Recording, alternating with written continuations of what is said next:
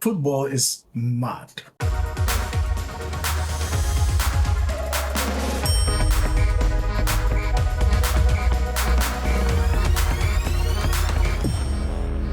One third of the season gone, Arsenal is top again.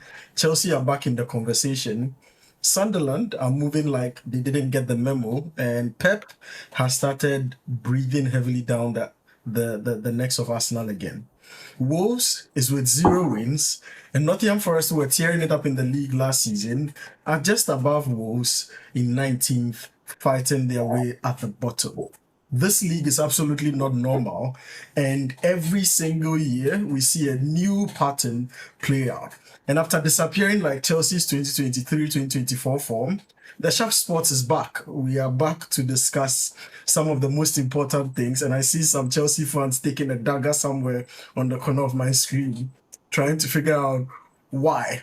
But obviously, it makes the perfect example. Welcome back to the Shafts podcast. And today's episode, we really basically want to reboot ourselves, because a lot of you have been asking, where's Erasmus? Where are the sports episodes gone? The analysis is missing. Guys, we are back like we never left. And just like Mariska is trying to bring Chelsea back, I'm also trying to bring Erasmus back. Erasmus, you're welcome. Thank you very much. It feels so good to be back. I feel like it's been so long since I had an episode, but obviously, consistency has been our hallmark, but sometimes there are just some things you can't prevent, but it makes for a good homecoming, doesn't it? Yeah, it definitely does. Straight into it, today we really want to reset our ambitions for the Premier League. At the start of the league, you did your predictions. I came to do a rebuttal to those predictions and said I disagreed vehemently with some of the things that you said, especially who you thought was winning the league. It's 1/4 of the season gone. I want us to have the opportunity again to re-predict the Premier League and figure out where exactly we are placing people. Title contenders, top 4, relegation. These are the 3 brackets we are going to be looking at. And I want to know from you whether or not you think there will be any shockers from you in this re-prediction, because me, I'm still standing on solid grounds. No. I would contest that the grounds you are standing on is not as solid as you thought. But for me, I'm also happy to wait to see it play out. Like, if we think about it technically, it's been 11 games gone. Yeah. It's 1/3 of the season, you'd say, but at the same time, it's still very, very, very early. Yeah. And a lot of things can change moving forward. Although I would still think that majority of the things we are seeing now is likely going to end up by the end of the season. But no shockers from me. Let's box on. Cool. I'm very happy about this episode, because I think when we both did our reactions to the league predictions, people said, why did we do 2 separate videos instead of facing head on to discuss the predictions for the Premier League? And it felt like when they listened to you, they had one side of a story. When they listened to me, they had another side of the story. And I think having this helps them, or provides them an opportunity to hear both sides of the story interact and see if there are any concessions being made, if there are any middle grounds being shifted, if anyone is going to add more caveats, like you were added in your videos, if people are going to add more caveats to their predictions.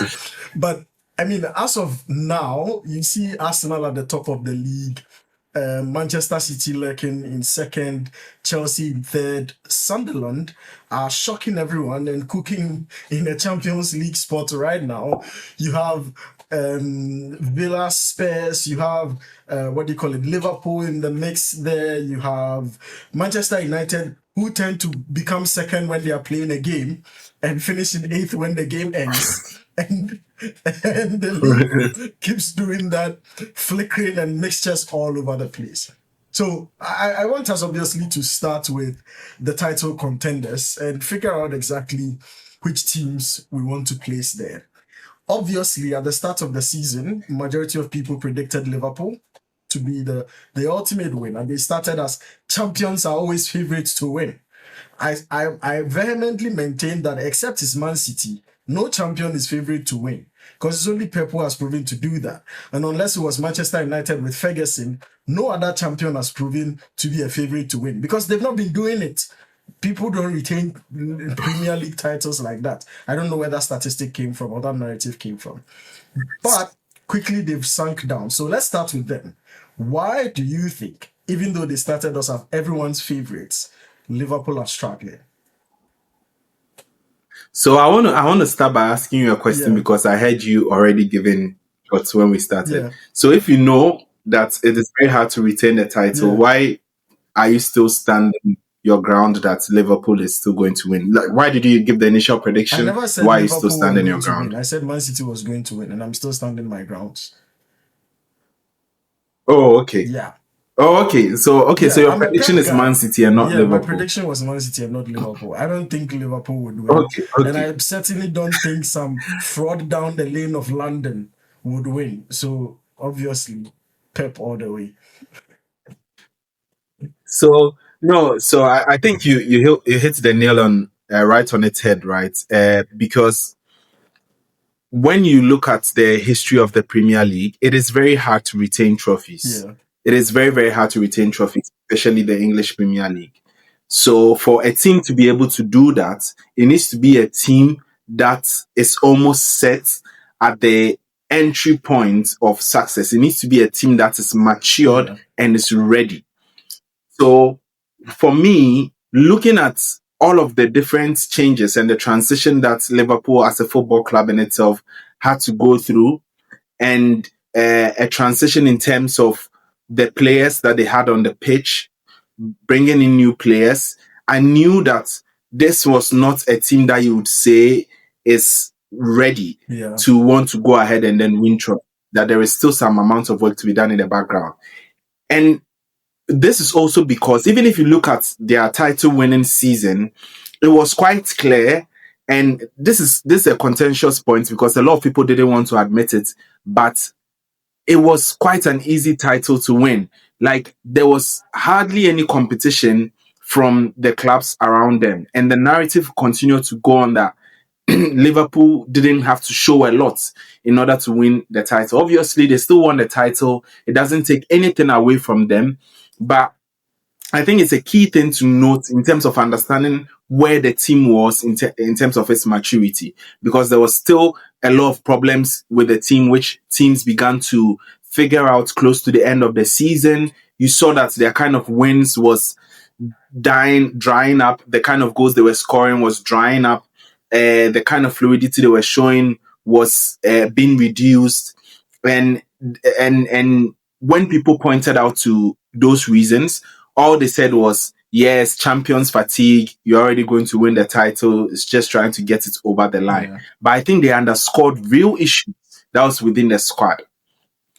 I think they made an attempt to address those real issues, but obviously that in itself is going to take time. So I don't think this Liverpool team is bad. I think they need to get some things right. And if you look at the caliber of players that are in the club and the amount of money which they still have to still improve their squad, I think the Liverpool team is only going to get better. But obviously, they need to deal with um, the friction and the gaps which is still within the squad, and in terms of the players understanding themselves, and in terms of them deciding to come together to work it out, and slotting himself also understanding and appreciating the league. So that's why I didn't call them, and I think that's why you're also seeing significant structural issues. It's not because the quality of players is less, but they're undergoing a lot of change. When Anslot was asked at the start of the season, even during the preseason, when he was asked a lot of questions about the value of the transfers that they were making, the fact that they had bought two times in the same season, in the same transfer window, the most expensive player in Premier League history. They broke the record with Florian Wirtz, broke it again with Alexander Isak, after buying an 80 million pound striker in Hugo Ekitike. And people were asking, the kind of caliber of players that you are signing. The response that Slot gave was that the valuation of the players who had left are equivalent or almost equivalent to the valuation of the players who had come in. That being said, means the likes of Luis Diaz, the likes of Darwin Nunes, the likes of Trent Alexander-Arnold were in the same region of valuations that were coming in Florian Wirtz, Hugo Ekitike, Isak, and all that. And I think if you look at it, I don't think it's true. I don't. I think he used that as a response and got away with it because he was EPL champion manager, and he had won it in his first season. So everything he said was true at the time. But I don't think if you look at it, it's true, because Luis Diaz was not bought for £100 million. Therefore, the work rate he puts in into the team, the expectations of him, the treatment on the pitch, and what he thinks he ought to prove to the team is miles different from a Florian Wirtz who has been bought as the prize jewel to come and crown a team that had already won the champions and that had already taken the champion spot. I don't know if you get it. The expectation, the requirements, the mentality with which they came would be miles off and wildly different. So I think Luis Diaz left probably arguably £100 million player. I don't think they sold him for that. But I think what he did for Liverpool, you wouldn't expect the same shifts and the same kind of hunger to prove yourself from the likes of Florian Wirtz. No, I think you are spot on in terms of identifying what the problem is. And I would say this. Anslot will do a very good job in corporate or like a consulting firm like McKinsey, because he's very good at being able to frame it and talk about it in a very nice way in order not to get a media reaction. Because it's quite clear that if you break the British transfer record, Twice. it is going to cause a ruckus in the media. To break it twice. I'm saying if Man City did this, there's in a way Liverpool has still got up with it, partly due to Ancelot's mad framing of the issue and BCG like posture by which he goes to explaining the issue. Because it's absolutely not true that all of the players within the squad cost 100 million or are like that in terms of valuation. Maybe one or two players. And it is absolutely not true that to create a champions team, you need all your players to cost 100 million. That is absolutely not true. You need, and like you also correctly identified, you need players and people who are willing to do different things within the squad. And it was quite clear that when you buy players of such quality, the expectation is going to go up. The expectation to even adapt is increases because people now expect you to, like, when you're bought for 100 million, you don't tell me you need what do you mean you need 3 weeks? Like, it is only Liverpool who have signed Isak, and Isak needs time to adapt to the league, even though he was signed from Newcastle. Even though he was the second top striker, and I know he's had his injury issues and everything, which I completely get. But for me, Isak, I don't even take issue with him, is Florian Wirtz. Like, there's no way you tell me that he needs time. Even if he comes good later in the league, and I'm sure he would. He's a player that can give you 10 assists, give you 9 goals or 10 goals. He would do that. But I think what he has shown, especially from here, is something that will follow him all around. I think it will follow him for the rest of the Liverpool career. You look at a player like Kekes, who they bought for 40-something million pounds, comes in and is still benched by the player who you wanted nothing to do with. Like, so for me, the point I want to end this with is, you look at my mind goes back to the Carabao Cup final with Chelsea, where Klopp put on the kids. Yes, where you saw him putting on the kids because there was no one on the bench, and you saw these kids coming the ball and then take the trophy off the £100 million Enzo, £100 million Caicedo, £1 million Cucurella, and how everyone made a mockery of the Chelsea project that money can't buy success, and how they really praised Liverpool's model of integration, youth, emphasizing like the Liverpool region's rich talent in football, Yeah. only to see a few years later that Chelsea rather is putting in players like Achampong, George, Yeah. putting in a lot of the academy players and integrating them in with a Chelsea spine, which has been built with the £100 million players. Yeah. Only to and on the other side in Liverpool, we are seeing them sell Ben Doak. We are seeing them sell all of the young Yeah. players to get money and spend £100 million on vets. It just tells me there's a level of hypocrisy in there, but then it also just tells me that narratives can really, really shift, and it depends on where you really are. Like, Yeah. I don't think there's any formula that comes to how people sometimes criticize these kind of things. But the departure away also from this youth-led strategy, I don't think it's a complete departure, but it's quite surprising to me that a club of Liverpool's nature changed their strategy in that manner. I mean, two final thoughts on Liverpool. The first one is just to point out and reference what you said. I think recently Klopp was interviewed by Steve Bartlett on the Diary of a CEO, and he was asked about the kind of spending that they did in the summer, and he said he didn't recognize his club. He never knew they could spend like that, which tells you there's a huge. Mhm. It's like an abrupt departure from what they've been doing in the past, which had worked even up to the point where Slot came in and didn't have to change a squad and still won the league with it. And second, I want to say that there seems to be this consolation narrative that these players will come good. Oh, Vets will come good. Oh, Kekes will come good.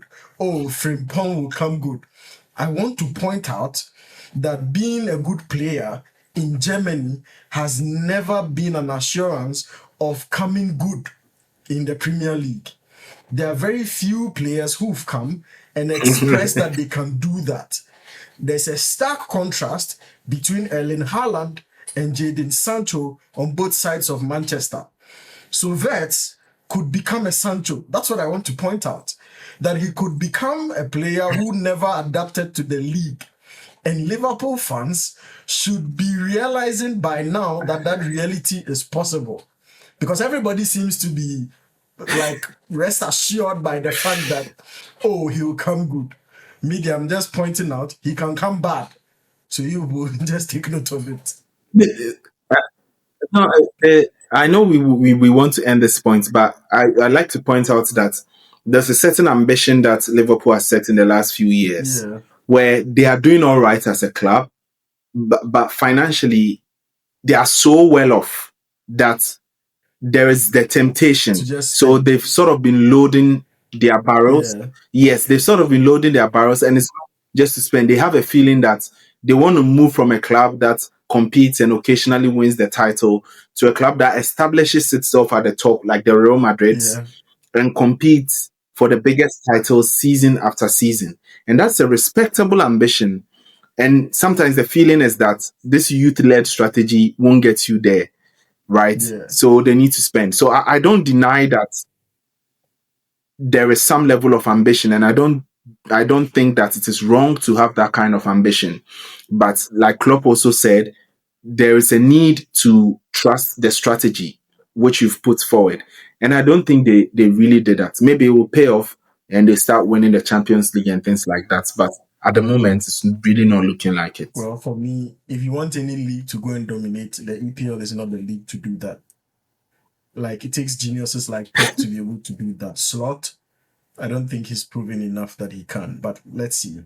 Anyway, Oh, wow. yeah, I don't think he has proven enough that he can.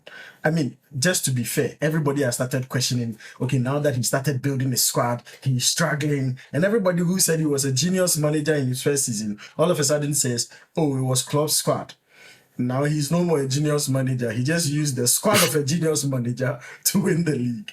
But let's move on. I think the bone of contention here is Arsenal and Man City, who are in first and second of the league. You predicted Arsenal to win the league. You still stand by it, obviously, because they are top of the table. I predicted City to win the league. I still stand by it. And I'm glad as at the time I predicted, City were not even second on the table. I don't think anyone believed that City would actually put up a fight for this title. I'm glad that now they are much better. They are second on the table. And I actually think if you don't take care come Christmas, they would be top of the table. Arsenal, after this international break, their next few games, they are really going to be put to the test and hopefully the sword so that they climb down and I can take that screenshot and come and show it to you. But let's let's talk about Arsenal. Why do you think Arsenal will win the league? And I'll explain why I think they won't, but why do you think they will? No, for me, I think that if there's any team which has the required, because over the last few years, let me set the context. Over the last few years, what has been required to win the league is not just that you have good players. It is that you must have consistency within the squad. And you must have a squad big enough to be able to cope with the number of games and the intensity of games, especially close to the end of the season. You also need to have a squad that is set, has played together for a while, understand themselves, because you have very little time on the training pitch these days. So you need a squad that has been together for a while, have grown to understand themselves, and not only so, to have competed for big things within their career. And I think Arsenal checks all of these boxes. Starting from the last, you see that this is a squad that has gone up for the title about 3 times already now. They just look ready. Whilst compared to City, even though they do have very good players, and I think that City is building the team, you could see at the beginning of the season where they were struggling to find a consistent 11. The players in themselves were struggling to cope with the physicality and then the intensity of the league. So I think they are going to come good. They do also have a good squad depth over there, but I just think that Arsenal, this is built out in every unit. Secondly, just in terms of the players they have, Arsenal, most of the players which they have are players that you may consider game changers.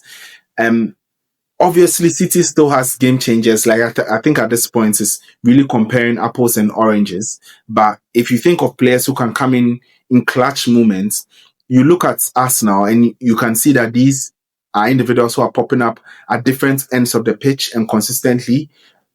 At the moment, when I still see City, it still looks like Haaland's team, which is not necessarily a bad thing. I think Haaland's team is still capable of doing that. But the last 3-4 seasons, we've seen him go out of the season for a reasonable period of time.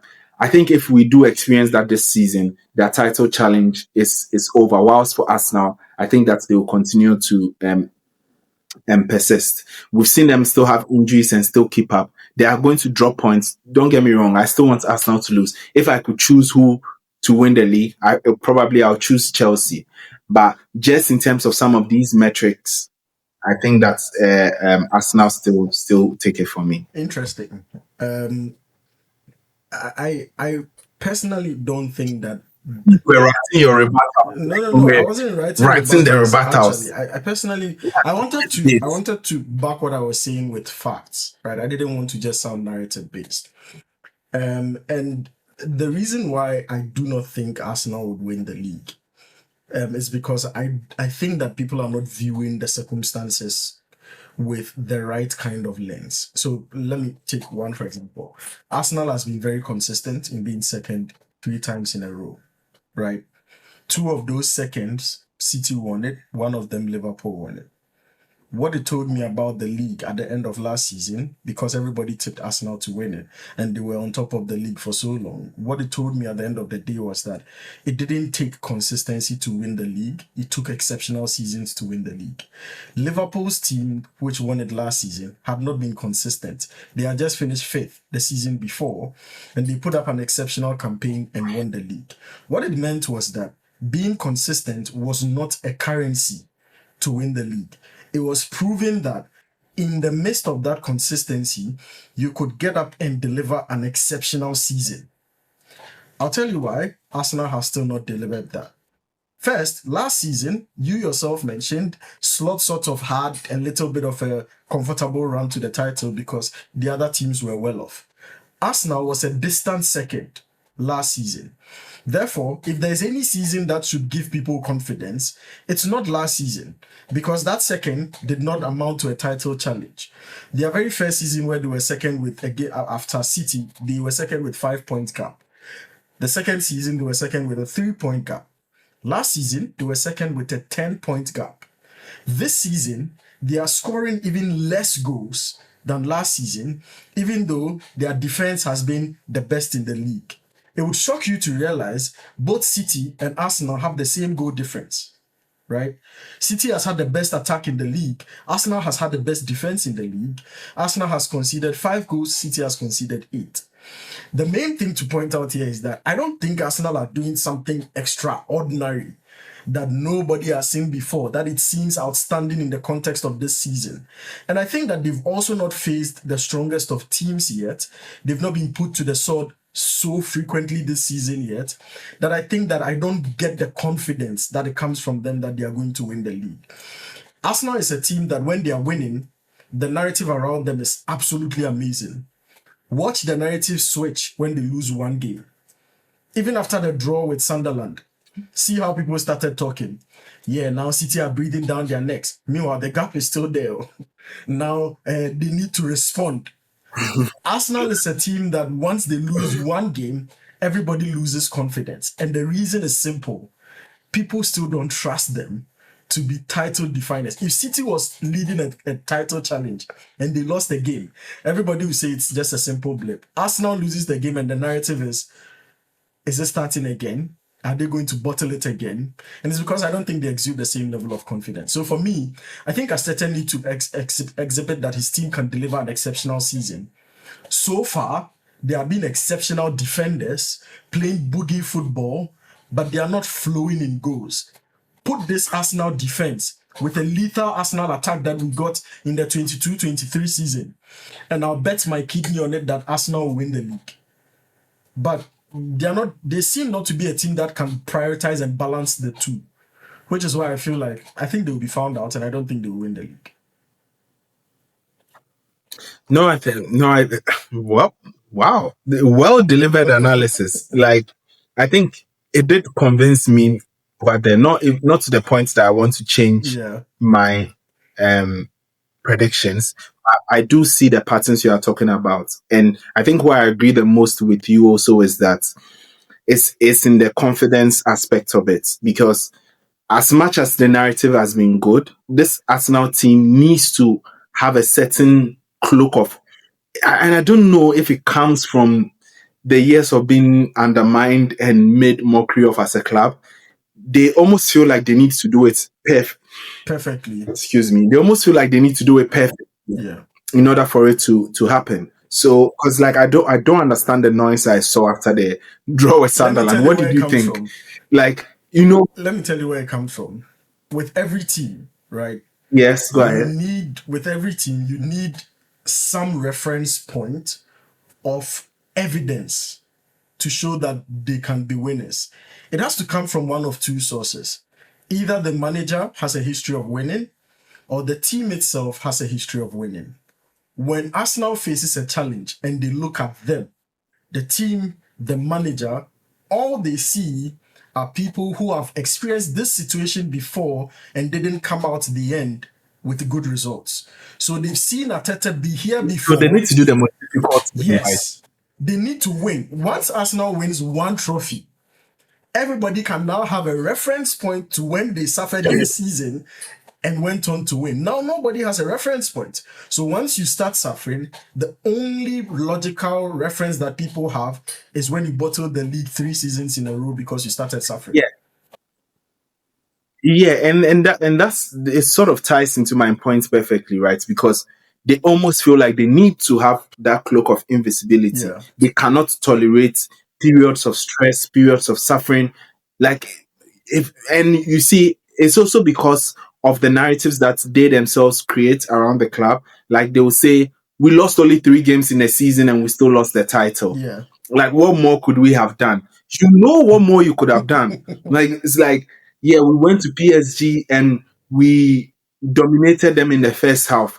We were the best team in Europe, whatever. So yeah, what more could we have done? You know what more you needed to do.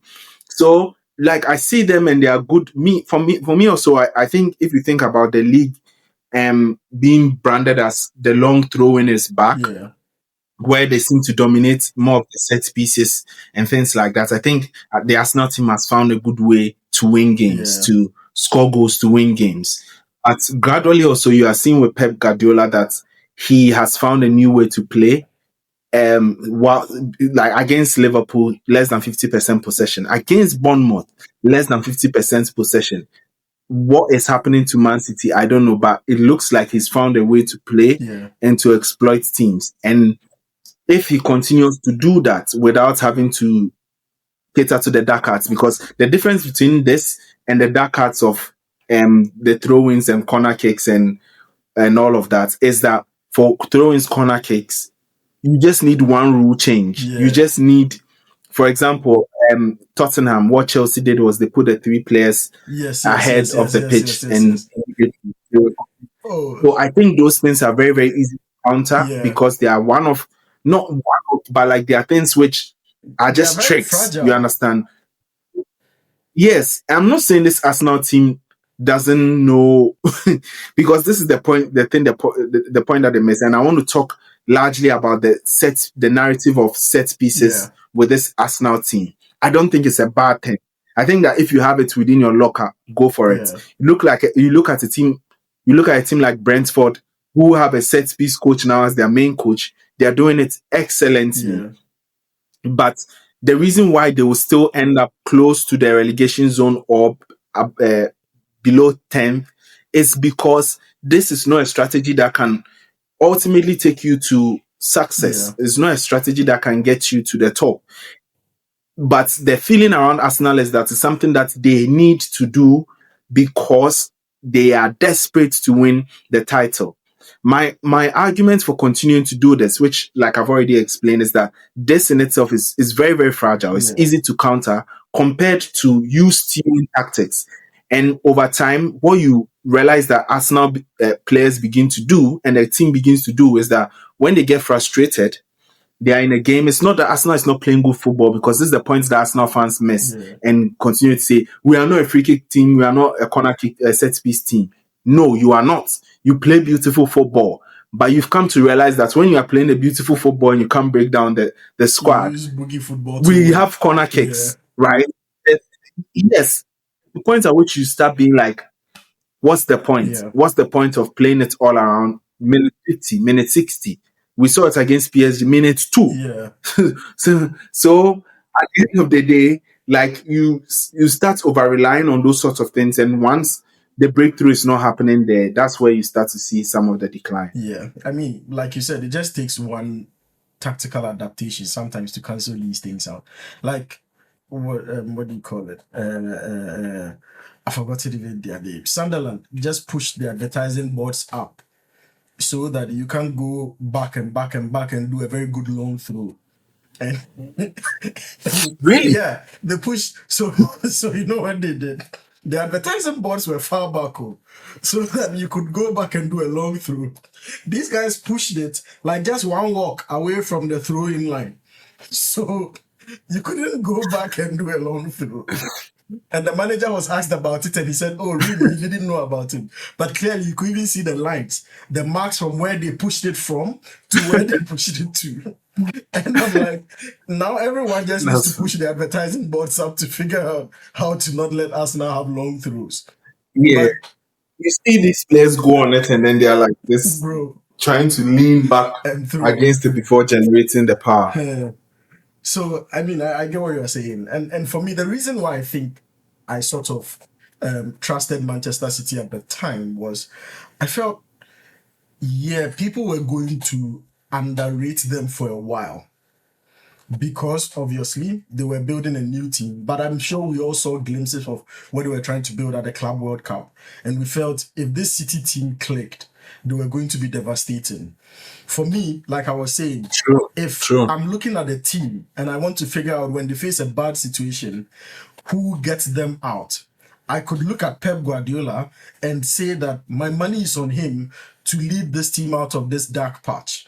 Even if I think that the team is not good, I could count on the manager. And that's the thing I couldn't count on with Arsenal. I couldn't count on neither the team nor the manager, even though they were good enough.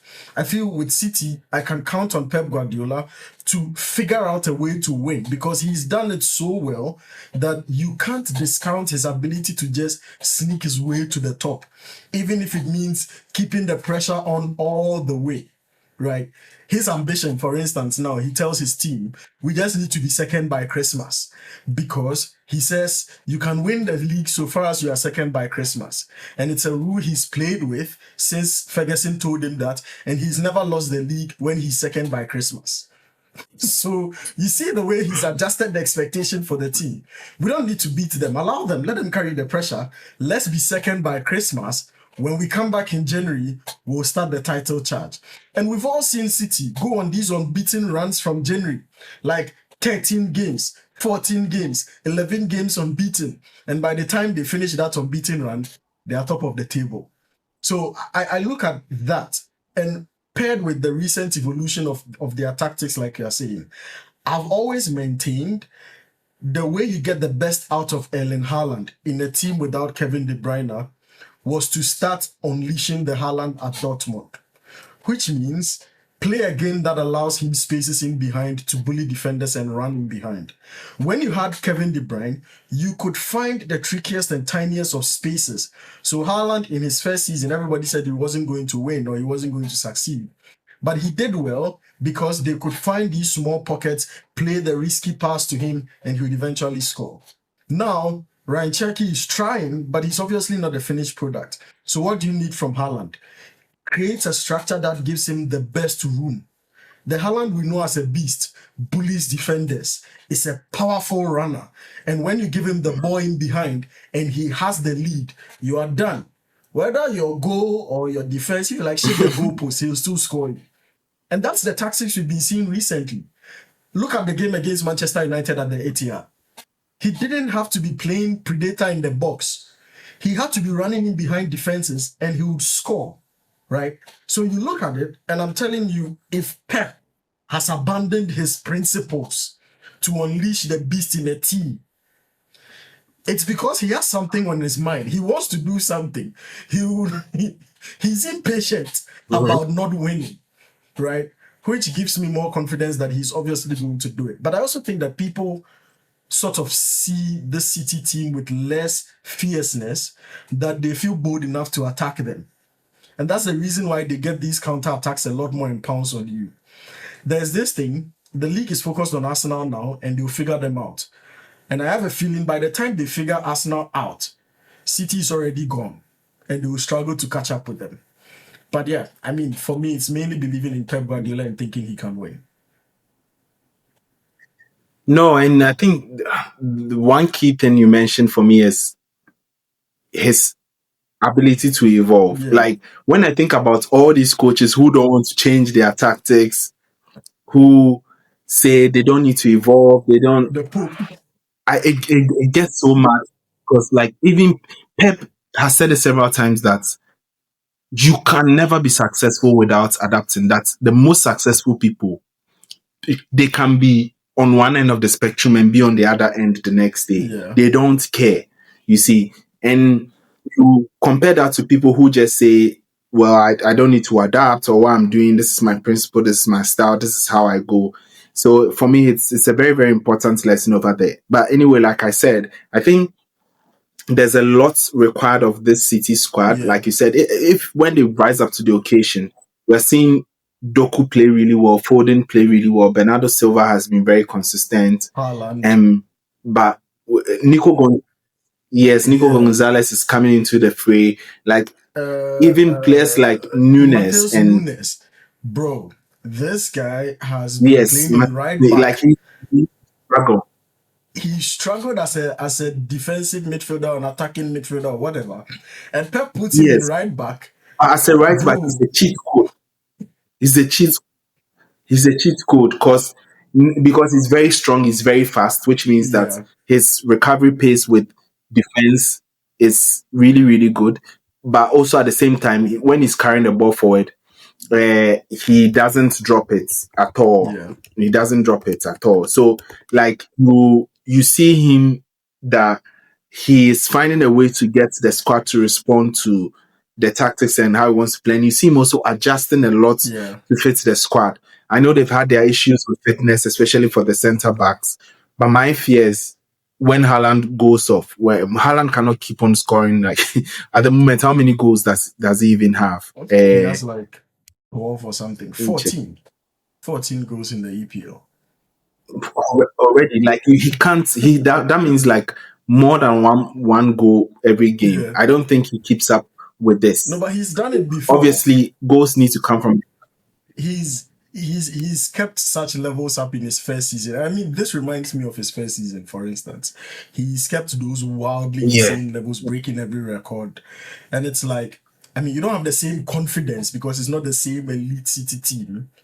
But if you look at him as an individual and the trajectory which is his own, I won't be surprised if he goes on and just keeps scoring. But yeah, he's had the odd injury here and then in every season. So you also expect him to be out sometimes. Exactly. Yeah, exactly. That's my fear, the expectation that if he's out for a few games, I struggle to see where the goals come from. But this City team, like you said, is capable for holding it out for a few games. Yeah. But when you have to combine it with Champions League, like competing at the top there and competing still for some of the cups, I think there will be a lot of stretch back. We still live to see. Yeah. Still live to see. I mean, let's talk about your team, Chelsea. They are 2 points behind Manchester City. And I know you don't want me to drag them into the title contenders conversation. And that's exactly why I dragged them into the title contenders conversation. How much confidence do you have in Maresca's Chelsea team?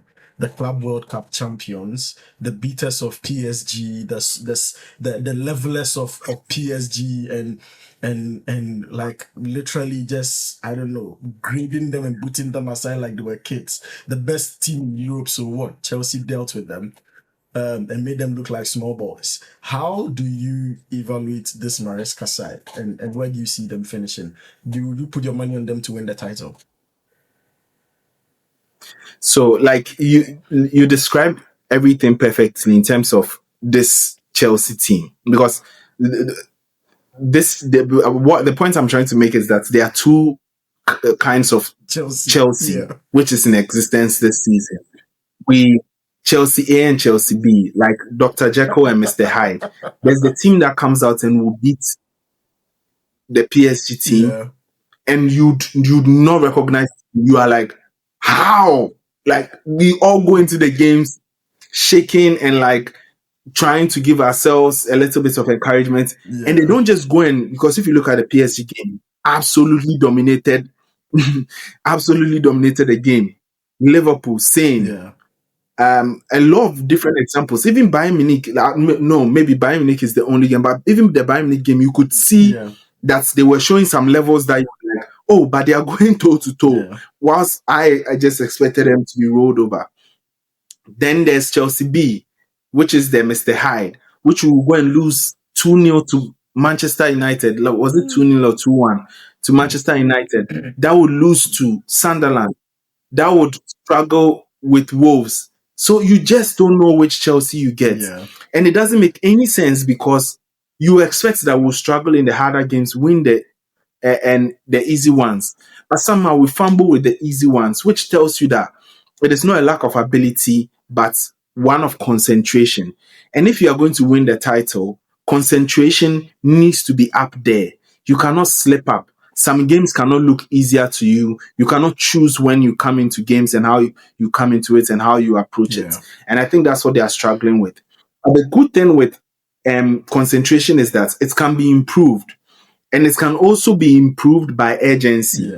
Because the best thing for anyone who is struggling to focus is adding the reward factors, right? Or the punishment factors or the risk factors. So I think if Maresca is able to hold up this team in third, fourth, and not too far off the title contenders, and you get him into the last 10 games, I think we'll make a very big push. So I'm trying to answer this question objectively. I'm not trying to say, no, we will not win the title. Yeah, if I would have done that. You don't give us attention, Yeah. or we'll win it. No, I think that if by February, March, we are still in the top four and we are like 4, 5 points, 6 points off the top. Yeah. I think that we'll give it a good go. And I think that if at that point we are as capable, because the concentration will be on knowing that there is something before us. And that's the difference I've seen. When they have a feeling that there's something at stake, they are the best. When they feel like, oh yeah, this is just another club, another Tuesday, it is quite clear to see. Yeah, I think you guys have some really interesting fixtures coming up. You are facing Barcelona later this month. You guys are also playing Arsenal in the same week. Right after you play Barcelona, you're playing Arsenal. And right after you play Arsenal, you're playing Bournemouth. Barca, is it? I'm not going to respond though. You there be saying easy 3 points. As if Flick is watching, he will catch you people. But yeah, I mean, I think also Chelsea has an opportunity to make this possible for them, given that they have a match with Arsenal, a game with Arsenal in the coming weeks. And if you are able to, because Arsenal is the one really running away with the league, right? Because Chelsea is 2 points behind City. Arsenal is the one trying to stretch matters and being long. If you slow them down, you've also picked up 3 points. And even if City win, you are still 2 points behind City. That narrows down the gap in the top three and makes things more interesting. And the reason why I'm saying this is, I think this ingenious... No, I think... You said what? At the game with 13, I just don't think it matters, to be very honest. This engineers the urgency early on than you want it, right? And me, I like that one. Because first of all, I think you guys are being lazy by doing this whole, oh, we are not title contenders. Oh, we don't have the squad to do the title content. Maresca has been singing that song since last season. We are not title contenders. Oh, when would you people become title contenders? When? Engineer it right now so that we start talking about it. And Chelsea win. Chelsea, you can win. You can go top of the league. Chelsea win. So that if you don't do it, come back you at the end of the season. Right now, it's too safe. Arsenal is making you guys too comfortable. Let's close the gap small.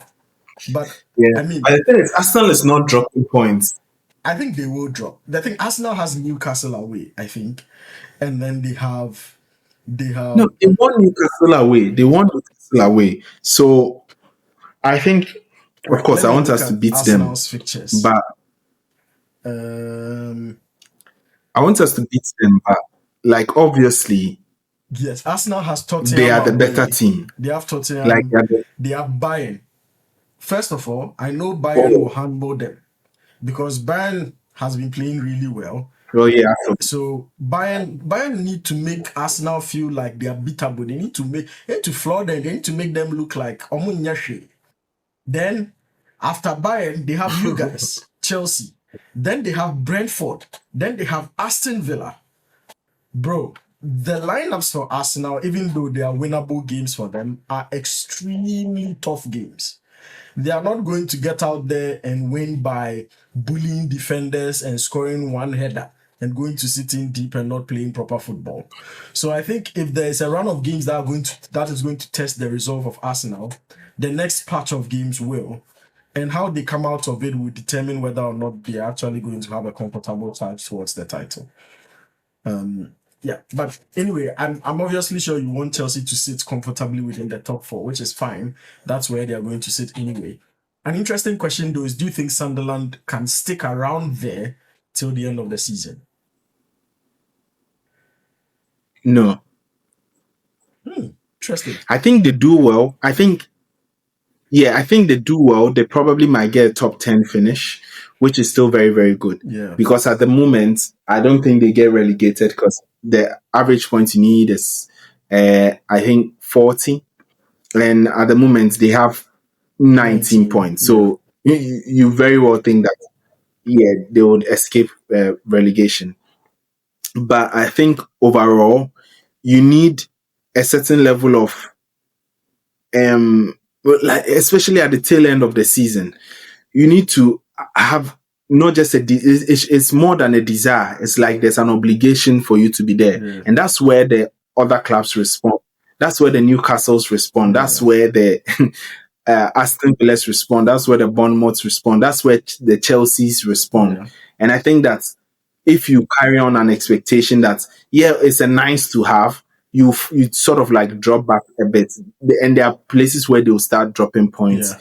Teams will start figuring them out. At the moment, what really helps them is their level of defensive solidity. You see, and it's because they have players, and the players have the desire to also do so. You're thinking at the point at which there are few injuries, you need to have backups coming in and things like that. You'd imagine that they'll drop a few points here and there. But I think the clubs around them are too good for them to continue staying in the top four. My take on my lesson from Sunderland is if you want to rebuild a team, buy Granit Xhaka. Like, the guy has just been top. He's been elite, like in since joining them. There's Sunderland on 19. There's Tottenham, Aston Villa, Man United, Liverpool, and Bournemouth on 18. Now, what I want to know is I'm sure you would comfortably say Arsenal, Man City, and Chelsea are sort of in the top four, even though Chelsea had to sort of battle it a bit last season to get in there on the final score. So what I'm going to do is I'm going to put Arsenal and Man City comfortable in the top four. And then what I'm going to do is there are 2 spots left. Between Chelsea, Sunderland, Tottenham, Aston Villa, Man United, Liverpool, and Bournemouth, give me 2 teams that you think are going to pick up those 2 slots. I think Chelsea and Liverpool. Okay, so you're basically going for the same top 4 as last season. Yes, I think Chelsea and Liverpool, as bad as Liverpool has been, I think that they are going to get better. Okay. I think once Isak is back from injury, Mo Salah finds good form, they would want to get back into the race as quickly as possible. And I think that alone will get them a top 4 finish. Even if I don't want to go for what they are capable of doing and I want to check who is going against them, I look at the strongest contenders out of the bunch, maybe big names, Tottenham, Man United. Yeah. Man United probably is the closest. Man United, for me, can make top 5 this season. But, of course, with Man United, it's the level of consistency. Yeah. If they find... I think similar to us now, all they need is one embarrassing loss, and the chatter is all around them. The biggest asset that Amorim has gotten is just the quiet from the media, which is brought to kind courtesy Liverpool. Because of the focus on Liverpool and how abysmal. Also, it's because they beat Liverpool in that period. Who have not been talking. Yes. Obviously, they contributed to it, so credit to them. So you see, after beating Liverpool, people take you seriously. When you beat Liverpool, people take you seriously. So they are doing that. They still struggled against Brentford, still struggled against Tottenham. Like the Tottenham game was so fun. Yeah. So you can see that they're a team that can get battled, but they can also bring themselves. You can see that the fight in them for games is more, but they still have structural issues in terms of their midfield. Once Casemiro is off, you see them slip up. So I just have the feeling that they may not be able to challenge. Of course, Bournemouth, Aston Villa, very, very good clubs. I would even put Crystal Palace and Brighton within that mix. These are clubs that, to be honest, I can throw the dice and any of them. I'll probably get it right. Any of them. But you also know that like there's a certain level of you see, if you're a club like Bournemouth, Brighton, Crystal Palace, it's not like we've not seen them make, because of course last season we saw Nottingham Forest. A couple of years back we saw Wolves. Seen Bournemouth even do it to a certain degree. You see, you always need that special factor. You always need that run of games. And they've all shown it in parts, but none of them has maintained that level of consistency to reach that point where you're like, okay, you have a special season. Crystal Palace started it. They've tailed off. Bournemouth started it. They've tailed off. And it doesn't work that way. So maybe if one of these guys find their forms back again in the middle of the season, fine. But at the moment, I just don't know which of them it will be. Yeah. I mean, this is a phrase I don't like, but which club will you say is the dark horse for the top 4? Because obviously, you currently have City. Let me put it in the order in which you expect it to happen. Arsenal, City, Chelsea, Liverpool. So who do you think would be able to sneak it through? You mentioned United are the closest. Would you tip them to be like the surprising entrance into the top four if any team Yeah, should make it? yeah, because they have the quality. They have the quality, and I think in January, if they're able to make some midfield signings to reinforce the midfield, they should be good to just go on and It's get really fifth. interesting To be how very honest. the chat on United has shifted since game week one till now. I would actually say that my surprise entry into the top four could be Tottenham, mainly because I trust Thomas Frank. I think that he has a good squad. I think some of the talents he's brought in has not paid off yet, but I think that if he's able to get the best out of the players, they're a team that you wouldn't want to face. Like they're a very dodgy, horrible team to try and play against. And the thing about Thomas Yeah, Frank and is a lot of also, their players are also on. yeah, a lot of their players are on injury. And the thing about Thomas Frank is he never sticks with, he's one of those ultra flexible managers. Like literally the opposite of Amorim. Mhm. Thomas Frank at what was he? Was he at Brentford? Was playing, he played as much games in with a back five as he played with a back four. Such a manager, how are you preparing for a game Mhm. against him? He is very adaptable and very, very flexible. And I think that if he gets the best out of his players, because of how ultra pragmatic he is as about game scenarios, he's going to be very effective at getting draws when he should have gotten a loss, getting a win when he should have gotten a draw. And those bits and pieces of points could carry him into the top four without anybody even realizing that they were coming. Right. Mhm. Interesting. Currently, there are a few teams at the bottom. There's Wolves winless in 11 games, which is really surprising. And funny thing is that they've only scored what 7 goals in the league so far. You have Nottingham Forest, which is shocking because Nottingham Forest obviously started this season as one of the teams to watch out for. Forest and Nuno were absolutely devastating and they knew how to play. They had a manager who had built a system and an identity that the team could flourish around. With frictions with the ownership, he had to leave. And now they are almost bottom of the league. You have West Ham, sad story, Burnley, Leeds, and I'll put Fulham in that mix as well. I think as bad as Newcastle is, I don't think they'll end up relegating anyway. So Fulham, Leeds, Burnley, West Ham, Nottingham Forest, and Wolves. Which three teams, Erasmus, are you tipping for relegation? Like the Wolves story, it's funny because like I have a lot of mates who are Wolves fans, so they Yeah, give me a nice perspective on this. Like they had they've had an interim appointed Rob Edwards, who was leading Middlesbrough, yeah, and at the moment I think they were on track for promotion, even though it's still very early. They are one of the teams to sort of watch out for within the championship. yeah, So it doesn't look like it's an appointment which is geared towards letting them stay. yeah, It looks like it's that kind of appointment which is looking to refresh the club, expecting that even when they drop, they have a manager who understands the championship and can help them get back up again. But obviously, they are going to lose a lot of their international players, which they do have, like the Andres and Co, yeah, who are already playing in the Brazilian national team. They wouldn't want to be playing in the championship. So I think everything indicates that unless there's a miracle, they go down. yeah, I look at the two above them, Nottingham Forest and West Ham probably look like the most likely one to join them. yeah, What makes it very difficult to choose West Ham is Nuno yeah. Sanchez or Some Santos. is it, Um, who is it Sanchez or bro? Let me just Google. Santos? No, these days there are people's names before they start hooking us on the timeline. Yeah, I don't want to just- yeah, okay. Nuno So let me just move Espirito on. Santo He's the only is yeah, Santo. Nuno Espirito Good. Santo. San. Okay. So he seems to be that kind of manager who can grind out Yeah, results. And if he is able to get a run of wins, you know that they'll do very well. However, the squad is just not good yeah, enough. the squad is just not good enough. But West Ham is too big of a club to go down. Yeah. It's just very hard to imagine that they are and they would.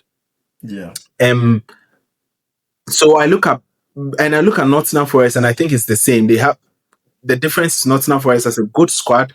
I think they've got a manager who is quite decent and knows how to be in the relegation scrap. Yeah. So I think with a decent squad, decent manager, they will get out. Yeah. So it puts the light on Burnley and Leeds for me. And as good as Burnley has been, you've seen that they've struggled to get over games. Yeah. Like they've obviously been helped by their home form and their home ground where they've defended really well. But going forward, you still see that like there's still a lot to be desired. I think recently they brought in, like a player, Fleming, who is putting in the goal. So maybe that's also a good thing. But surprisingly, they are letting in a lot at the back, Yeah. and they were always known for their defensive resoluteness. So I think if that continues, they go down. Leeds, for me, also, is just that club that they can't seem to sort out their attack. Yeah. They are not scoring enough goals. It doesn't look like it's going to improve. So they are also defending very well, playing good football. But I think that eventually they also go down. So I think the two teams to join them, Burnley and Leeds, although I think West Ham is a prime candidate and might go down with them. Yeah, I think if you look at it, Burnley is 10 points, same as West Ham. Nottingham Forest is 9. Leeds is 11, just 1 point above these groups. So it's not far off that. After the next game week, you could see the other swap, right? But I mean, you spoke about Burnley, and it just dawned on me when we had the episode about Vincent Kompany, when he signed for Bayern, and we had the conversation around Africans and African managers and black managers in general getting the opportunity to manage big sides, and the fact that we should all celebrate Vincent Kompany. And it just came to mind because I realized how much people are praising him now, touting his brilliance with Bayern, touting all the wonderful runs he's going on I with know. them. And I was like, we sat and spoke about giving him that platform when everybody said he was nowhere near experienced. He didn't deserve it. He shouldn't be. Bayern is making an odd appointment and whatnot. True. But yeah, I'm very glad that he's Yeah, living up to the expectation and he's vindicating himself. It's so funny because there was a video where like they showed him screaming to someone and on the training ground where it was like it's not good enough. And I remember years ago someone said, why wouldn't they get relegated? He's screaming at the players. Yeah. I've seen that video recycled. This time they've come back and said, this is the attitude that bets champions. Hey. You know, I found this thing up very early when I think I realized after Argentina won the World Cup, they went to dig up some videos of the Argentina coach on some webinar on Zoom, talking about his aspirations and his tactics. They went to dig that up, and then they said where the journeys began from the trenches, and how he had attended seminars. Even during COVID, he was working and he was learning to be a coach. And that time, I went to post on my Facebook wall that, bro, nobody cares about your story. You just win. Because if you win, they will find the story. They will go and find the video. They will go and find the post. They will go and find that picture, that quote. They will write the story for you. Hey, when you win, you don't even have to write the story yourself. They'll piece it together in a way you had never thought about piecing it together. Charlie. But anyway, I mean, for me, the EPL is really interesting this season. Obviously, with the reframing around it's being a boogie league, everybody's trying to be physical and all that, and it's trying to bring back set pieces. And like you said, I'm enjoying the fact that the set pieces are coming back. I think everybody became robotic at a point because they said Pep has ruined the league. Now Pep has unruined the league. They should win it. And they should win it because everybody said they couldn't win it because Pep had ruined the league. Now he has removed his hand from the ruin button and he has joined your boogie football clubs. So right now, win the league. Because if you don't win it, never complain again if he goes back to tiki-taka football. That Pep has ruined the league. Yeah, I mean, if Arsenal is the people call them the Stoke City of London. So if you think about the fact that like this is exactly the kind of league that was created for you, the narrative does align in that way. Yeah, So if they don't win it, it's like done. It's for done. me, yeah, it's done. Like it would have been different if they've had some struggles at the start, but to actually take the lead at a point where everyone was like, okay, let's wrap it up. It's Arsenal's league. Yeah, And this was by game week 10. yeah. Then by game week 11, the narrative has completely changed. And my problem with them is that they always buy into the hype. They're always Yes. buying into the hype. They don't say, calm down, it's still early. They buy into the hype. Arteta must win the league. Arsenal Arteta must win the league, else he's off. Arsenal has 5 goals from open play, right? And they've scored 20 goals. Wow. They have 5 from open play out of 20. They have 3 times as much goals from set pieces than from open play. Wow. So if they keep it up, well done to them. Like the thing you mentioned is the sustainability of it, right? Because you might meet teams that would just try to bully you and put you off. And because you think about it, if United defended their corner very well in that first game of the season, they could have well ended with a draw, or United could have beat them. If other teams were a little bit aggressive, they could have come up with some results against Arsenal. So it's the thing with Liverpool. Liverpool did this exact same thing at the start of the season. When everything which is supposed to go well goes well for you, the margins, like the margins that could either fall on the negative or the positive, falls on the positive for you every single time. And then everything fell on. Yes. it starts to fall on the negative. You cry. Liverpool, injury time winners, injury time headers, injury time what. And then they started losing games in injury time. You realize that, bro, the stories and the scripts of the football world, it doesn't align to any particular person. It has no loyalty, no allegiance.